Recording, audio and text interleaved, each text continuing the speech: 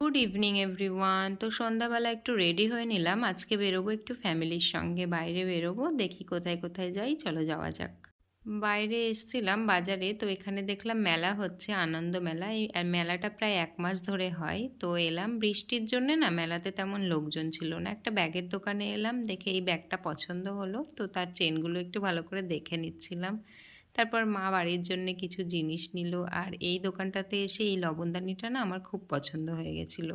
তারপর মেলা ঘোরার পর এই ক্যাফেটাতে এলাম। এই ক্যাফেটাতে তোমরা সবাই দেখেছো নিশ্চয়ই আমার আগের ভিডিওতে। তারপর এই যে আমরা কফি অর্ডার করেছিলাম, তো কফিটাই এনজয় করছিলাম। বৃষ্টির মধ্যে এই কফিটা জাস্ট জমে গেছিলো।